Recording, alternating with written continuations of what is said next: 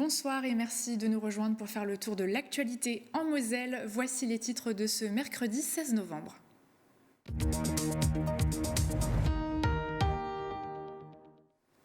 Un camion-benne électrique au Val de Fensch. Depuis le 9 novembre, l'engin est testé par les agents de la communauté d'agglo pour ramasser les ordures ménagères. Conduite différente, moins de bruit, moins de pollution, mais ça a un coût, 400 000 €. Peu de feuilles au sol, des températures au-dessus des normales de saison, les forêts mosellanes continuent de souffrir du changement climatique. État des lieux à travers les arbres en compagnie de l'Office national des forêts. Connaissez-vous les loups de la Moselle, une association qui s'est donnée pour mission de restaurer les casemates de Kenfen issus de la ligne Maginot, une équipe de jeunes et moins jeunes passionnés d'histoire et de patrimoine que vous pourrez suivre dans notre édition. Après une météo pluvieuse aujourd'hui, le ciel de jeudi sera également perturbé, matinée couverte avec quelques averses, suivies de quelques périodes ensoleillées en journée. Les températures ne dépasseront pas les 10 degrés. La télémédecine prend de plus en plus d'ampleur et la start-up Messine eVirtual l'a bien compris. Elle a d'ailleurs lancé le logiciel Caduci il y a quelques temps, permettant de mesurer des données liées à notre santé à partir de notre visage. Une idée qui a permis à la start-up de devenir lauréate du CES Innovation Awards, un concours international autour de la technologie à Las Vegas. Et pour en parler, notre invitée du jour, Myriam Benfato. Bonsoir. Bonsoir. Vous êtes marketing manager chez eVirtual. Alors bien sûr, on va parler du logiciel Caduci ensemble et de cette nomination. Mais avant, on développe les titres.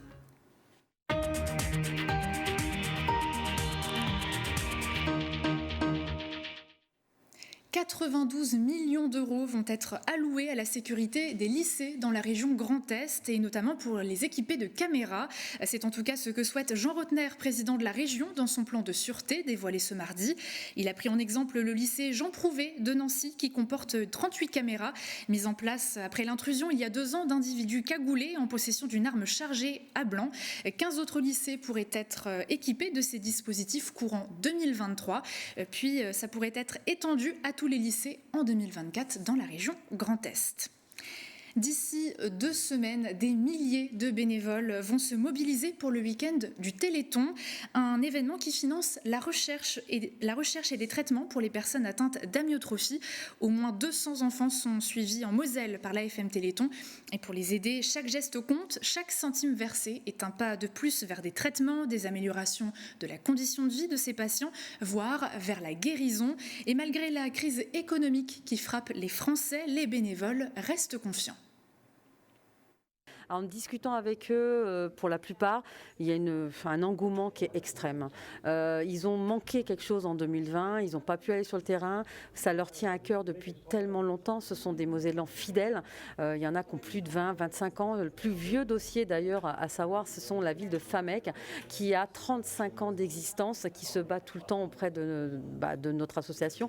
Donc cette année, je sais qu'on va avoir un très beau téléthon. Maintenant, il faudra faire en fonction de notre petit porte-monnaie, parce que tout le monde doit mettre la main en ce moment, que ce soit pour la situation de l'énergie, de notre essence. Mais en tout cas, je sais que les gens seront dans la rue et feront le minimum s'il faut, mais ils feront quand même quelque chose. Et cette année, l'un des défis phares se déroulera à Montigny-lès-Metz, où des éducateurs spécialisés ont eu l'idée d'organiser un relais sur 48 heures. Écoutez. Alors c'est un relais où l'idée que sur les 48 heures, il y ait tout le temps quelqu'un qui soit en train de réaliser ce parcours. Donc on invite le maximum de gens à venir se relayer pour effectuer le plus de tours possible et donc le plus de kilomètres possible. Voilà, nous, notre objectif, ce serait vraiment de trouver un sponsor au nombre de kilomètres qu'on va faire pour nous motiver, parce qu'on est déjà motivés. On l'a fait l'année dernière, on sait qu'on est capable de le faire, mais de trouver un sponsor qui pourrait nous sponsoriser au nombre de kilomètres, ça nous motiverait à courir en pleine nuit, la deuxième nuit notamment, pour se dire on ne le fait pas, on ne le fait jamais pour rien parce qu'il y a le défi sportif et le challenge, mais pour le faire pour le Téléthon et pour récupérer un maximum de fonds. Et ça, c'est plus la pression qu'on se met, c'est vraiment ce côté, on aimerait vraiment que ce défi nous rapporte en fait énormément d'argent au Téléthon. L'an dernier, 1 187 000 € avaient été récoltés en Moselle. Notre département est d'ailleurs le plus gros donateur du Grand Est. Et cette année, même des grands noms mosellans ont souhaité mettre la main à la poche, comme le chocolatier Fabrice Dumay, qui fera don de 2000 Saint-Nicolas en chocolat, qui seront proposés à la vente 4 € l'unité, soit un don de 8 000 €. L'heure est à l'expérimentation au Val de Fensch. Depuis le 9 novembre et durant 2 semaines, la communauté d'Aglo teste un camion-benne électrique pour la collecte des ordures ménagères. Je vous propose de découvrir l'engin en action. Vous l'avez peut-être aperçu, mais sûrement pas entendu. Ce 36 tonnes sillonne le Val de Fensch pour collecter les déchets ménagers. Un véhicule tout électrique que les agents de la communauté d'agglomération testent depuis plus d'1 semaine. Personnellement, je n'ai pas de préférence, je m'adapte assez bien à tout type de véhicule, mais après en soi, oui, c'est agréable à rouler. C'est une conduite complètement différente du thermique. Il faut être beaucoup plus souple, anticiper. Il faut prendre l'habitude qu'il n'a pas le bruit et tout. Et c'est bien, on peut parler avec le chauffeur et c'est agréable. Et ce poids lourd prêté par Renault Trucks permet de réduire de 80% les rejets de CO2 dans l'atmosphère. Moins polluant, moins bruyant et d'une autonomie de 120 km, l'engin coûte 400 000 €, soit 2 à 3 fois plus cher qu'un camion-benne thermique. Ce qui nous intéresse, c'est le TCO, c'est le coût de revient kilométrique. C'est qu'effectivement, avec l'électricité qui coûte moins cher, l'entretien qui coûte moins cher, entre 30 et 40%, ça nous permet du coup d'avoir un véhicule électrique beaucoup moins cher au kilomètre qu'un véhicule diesel. Le coût d'utilisation, les aides qui viennent aussi accompagner, la baisse de l'entretien, c'est ce que j'ai expliqué, ces véhicules en termes de fiabilité qui coûtent beaucoup moins cher aussi en termes d'entretien, et on récupère je dirais, l'écart entre l'investissement et l'utilisation. Parce qu'elle dispose d'un parc relativement récent, la communauté d'agglomération n'investira pas dans ce camion immédiatement. Mais d'ici 2040, les véhicules poids lourds thermiques ne seront plus commercialisés. Cette expérimentation, d'une durée de 2 semaines, permet donc au Val de Fensch de se projeter. C'est aussi de l'argent public et il faut aussi qu'on réfléchisse un petit peu si on peut les financer. Et il faut qu'on réfléchisse aussi, c'est l'avenir, est-ce que c'est vraiment aussi l'électrique ou est-ce que c'est pas l'hydrogène? Parce qu'on parle aussi d'autres motorisations qui arrivent derrière et donc on est en train de regarder. Aujourd'hui on a l'opportunité d'essayer ce camion qui est tout électrique, c'est une première. Je pense qu'il va être essayé dans d'autres PCI et après on verra peut-être même rejoindre peut-être d'autres PCI pour faire des commandes groupées sur une nouvelle motorisation. Avant d'arpenter d'autres communautés d'agglomération, le camion électrique devrait poursuivre sa tournée sur des routes plus pentues de la vallée de la Fensch. C'est le moment de parler environnement et forêt dans notre rubrique du jour.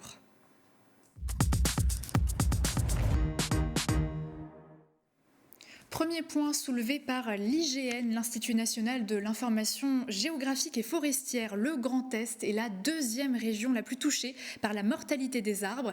Près d'1,8 million de mètres cubes d'arbres morts ont été recensés chaque année depuis 2012. Les 3 essences les plus touchées sont le frêne, le châtaignier ou encore l'épicéa commun.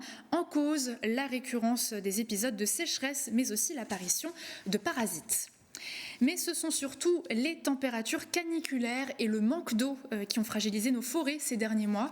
Et vous l'avez sans doute remarqué, malgré l'arrivée de l'automne, eh bien, les arbres perdent peu leurs feuilles.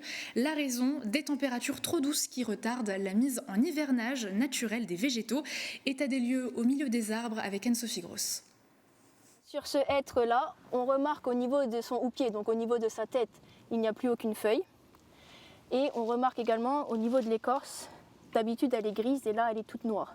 Donc elle est en train de partir, elle s'effrite. Donc ça c'est vraiment un signe du dépérissement du hêtre. Des arbres comme celui-ci, Ornella en voit de plus en plus sur les parcelles qu'elle gère. Après 3 années marquées par les fortes chaleurs et malgré un répit à l'été 2021, les arbres souffrent de la sécheresse. Un stress hydrique qui les conduit bien souvent à la mort. Alors avec ses collègues de l'ONF, elle marque ceux qui devront être abattus. Un crève-cœur pour cette jeune garde forestier. On a toujours connu une forêt riche et verdoyante. Mais là, maintenant, on remarque qu'elle ne pourra plus être aussi riche et aussi verdoyante que ce qu'on a connu ou ce que les anciens gardes forestiers ont connu avant. Là, maintenant, avec le réchauffement climatique, malheureusement, on a des arbres qui sèchent un petit peu partout. Donc, ça nous fait des trouées et ça nous oblige à ouvrir des parcelles. Et pour les gardes forestiers, conserver une forêt en bonne santé est un vrai casse-tête. soit on travaille sur des essences nouvelles, soit on travaille sur une adaptation génétique des essences en place. Enfin voilà, donc il y a beaucoup d'axes de travail. Alors effectivement, comme la forêt se gère dans le temps long, le retour d'expérience, lui, demandera un petit peu de temps. Et il est très probable que les conditions aient encore beaucoup évolué avant qu'on ait ce retour d'expérience. Donc effectivement, c'est un peu à apprendre en marchant et c'est pas évident. En effet, les températures augmentent bien plus rapidement qu'escompté. Rien que cet été, le mercure affichait en moyenne 2,3 degrés de plus que les normales de saison. Et dans notre région, les effets du réchauffement climatique sont encore plus marqués. Si on compare aux régions du sud de la France, où ces questions de chaleur forte et de stress hydrique étaient déjà le climat en place, ici, c'est des choses qu'on ne connaissait pas jusqu'à présent. Il y avait toujours des périodes de chaleur, mais de façon beaucoup plus modérée, et un arrosage beaucoup plus régulier au cours de l'année, ce qui permettait aux arbres de mieux résister. Un changement radical qui pourrait bien, à long terme, modifier le visage de nos forêts. Car selon les prévisions, d'ici 2050, la plupart des étés seront comparables, voire plus chauds qu'en 2022. Et en parallèle de ces réflexions, Emmanuel Macron a promis la plantation d'1 milliard d'arbres sur 10 ans dans son plan de lutte contre les feux de forêt. Un projet trop ambitieux pour une grande majorité de scientifiques. Un peu de culture maintenant. Ce mercredi, dans la boîte à malice, vous pourrez découvrir un entretien avec l'écrivain Sébastien Passy qui vient de sortir son nouveau polar intitulé Le ciel attendra, paru aux éditions La Valette. Au programme également un gros plan sur l'artisan fleuriste Camille Klein qui, avec Green Velvet, marie sa passion pour les fleurs, l'art et l'écologie. Écoutez-la. Je récupère beaucoup, je chine sur internet, sur des sites, sur des brocantes, chez Emmaüs, voilà, j'achète où j'ai des dons aussi, donc de fleurs, de cloches, de petits vases. Et donc j'essaie toujours d'être transparente sur la provenance de mes outils et de mes matières premières. Et simplement, je compose comme ça me vient, avec mes goûts propres. Je fais aussi jamais 2 fois la même chose parce que c'est impossible pour moi, je sais pas, ça vient comme ça, quoi.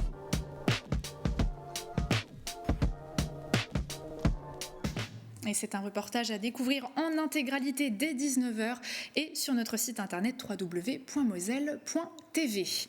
En volley, le TFOC a coupé les ailes des Angels de Béziers, 3e au championnat. Au centre sportif Le 111 à Terville, les joueuses de Romain Pitou, en bleu sur ces images, se sont imposées 3-0 et ce, 3 jours après leur victoire face à Paris-Saint-Cloud.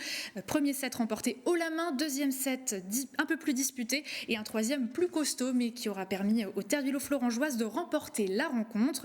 Il s'agit du 4e succès de cette saison pour l'équipe mosellane. Prochain match pour la 8e journée du championnat ce samedi 19 novembre face au pays d'Aix-Venelle. Prochain reportage, les loups de la Moselle. Il s'agit d'une association au service de la mémoire. Histoire et patrimoine sont les grandes passions de ces jeunes et moins jeunes adhérents qui, tous les week-ends, se donnent rendez-vous autour des casemates de la ligne Maginot au nord du département. Découvrez leur travail en immersion. Au milieu des arbres immobiles, une bande de jeunes s'active dans l'humidité et la boue, comme chaque week-end autour de cette casemate. Si le flotteur tombe, les pompes arrêtent de pomper. Donc le flotteur, on le laisse toujours en hauteur. C'est pour ça qu'on met un amarrage. Le défi du jour pour Sacha, Romain, Nathan et Maxime, assécher ce puits pour pouvoir continuer leur travail de restauration. Il y a 1,82 m. Et premier problème, le générateur électrique ne semble pas vouloir démarrer. Ça sort, Maxime? Ah, il démarre pas? T'arrives à venir, t'inquiète pas, c'est une vieille dame. Hein. Jusqu'à ce que, enfin...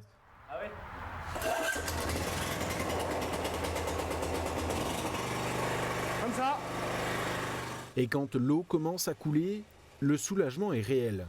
L'équipe va pouvoir s'atteler à d'autres travaux pendant que le siphon se vide. En même temps, il n'y a pas grand chose à pomper. Là, on est pas mal du tout. Hein. Voilà près d'un an que l'association Les Loups de la Moselle se mobilise pour restaurer cette construction de la ligne Maginot. Et leur grand ennemi, c'est l'eau, qui ne cesse d'envahir la casemate mettant en péril ce vestige de béton armé, mais aussi et surtout ce qu'il symbolise. Et c'est l'arrivée d'eau potable qui coule dans le siphon et qui bouche l'égout. Les casemates de Canfun, ce sont les toutes premières casemates de la Imagino construites et opérationnelles. C'est-à-dire que le projet initial voulait que l'ouvrage de Canfun se trouve ici. Avec un problème de terrain, il sera construit donc à Imerhof, à Étanges-Grandes. Et après ici, les casemates sont donc les toutes premières construites et les premières testées. Les armements sont testés le 24 décembre 1931. Elles sont opérationnelles définitivement en 1934, donc elles sont vraiment les doyennes de la ligne Maginot. Ici, les hommes qui étaient équipés étaient en tenue encore bleu horizon quand ils ont commencé à équiper les casemates. Du haut de ses 15 ans, Sacha fait partie de l'association depuis sa création en août 2021. Chaque week-end, il vient ici pour participer aux efforts. La casemate, il la connaît comme sa poche et son histoire, il la récite sans effort. Alors actuellement, nous sommes dans la chambre de tir de la casemate qui contenait 2 jumelages de mitrailleuses et un canon anti-char qui était posé sur ce rail qui pouvait être interchangé avec ce jumelage de mitrailleuses. Passionné par l'histoire de la Seconde Guerre mondiale, l'engagement de Sacha au sein de l'association passe aussi par le partage de sa passion avec ses amis et non sans conviction. Comme mes plus grands amis traînent beaucoup avec moi, du coup je leur fais aussi un peu découvrir les choses là, les week-ends. Des fois on se balade un peu en forêt, je leur montre quelques forts, quelques blocos dans la forêt. On dit tout le temps que les forts ici n'ont pas servi, pourtant ils ont tous servi, même si ce n'est qu'un peu, ils ont tous servi et il faudrait montrer ça à tout le monde parce qu'on dit souvent que la ligne Maginot représente la défaite française, ce qui est totalement faux, quoi. Et moi je trouverais super intéressant que de plus en plus de monde s'intéresse à la ligne Maginot, même s'ils viennent de partout en France. On voit dans certains forts, il y a même des Polonais, il y a plein de gens qui viennent de super loin pour voir la ligne Maginot, mais souvent c'est des gens d'autres pays, comme des Allemands. Il y a beaucoup d'Allemands qui s'intéressent à la ligne Maginot, mais les Français, le problème c'est que les Français, il n'y en a pas tant que ça qui s'intéressent à la ligne Maginot. Motivés, les loups de la Moselle se donnent 10 ans pour que ces vestiges deviennent un parcours de visite digne de ce nom. Et ils le savent, ils ne sont pas au bout de leur peine.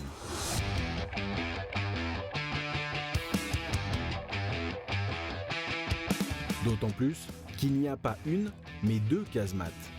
La deuxième se trouve à une centaine de mètres de la première, et force est de constater qu'ici, tout reste à faire. Mais l'intérêt historique des lieux n'en reste pas moins important. Alors là derrière nous on a encore un des vestiges du réseau anti-char. Le réseau anti-char a été retiré en grande majorité. Le terrain ici, quand il a été vendu à la commune, a 100% été déminé. C'est-à-dire que tous les barbelés, toutes les tiges qui restaient ont été enlevées. Il n'en reste plus que 4. Celle-là c'est la seule qui reste en complet et il y a encore des impacts de balles et on voit que la nature a repris ses droits et que l'arbre a mangé la rail anti-char. Un peu plus tard dans la journée, Stéphane, autre membre de l'association, rejoint la petite équipe. Passionné lui aussi par l'histoire de la Seconde Guerre mondiale et membre d'une autre association en lien avec la ligne Maginot, il comprend ce que les jeunes viennent retrouver ici. Tout simplement de la compagnie, un sujet qui motive, tout simplement. Des histoires, voilà. Ouais, c'est ça, tout simplement. Se retrouver une bonne camaraderie, faire quelque chose d'utile, tout simplement. On a quand même une histoire par rapport à la région Lorraine qu'on n'a pas dans les autres régions, tout simplement. On a beaucoup de choses qui sont encore concrètes.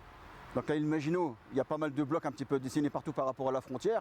Donc on est un petit peu privilégié par rapport à pas mal de régions, tout simplement. Donc on a une histoire à exploiter. Au sein de l'association, les tâches sont multiples, mais chaque action se fait autour d'une ambition commune, partager l'histoire et participer à ne pas oublier ceux qui ont combattu ici durant la Seconde Guerre mondiale. eVirtual Startup Messine a créé le logiciel Caduci pour améliorer la télémédecine et grâce à cette idée, la société sera présente début janvier à Las Vegas pour l'un des plus grands salons technologiques du monde. On en parle avec notre invité.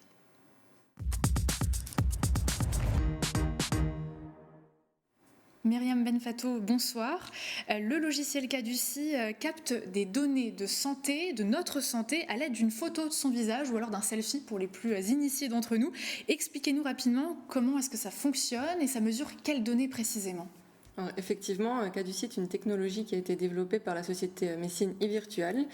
Et cette technologie est en passe de devenir un dispositif médical qui permet de mesurer les signes vitaux grâce à un simple selfie vidéo de 30 secondes, donc sans contact et dématérialisé.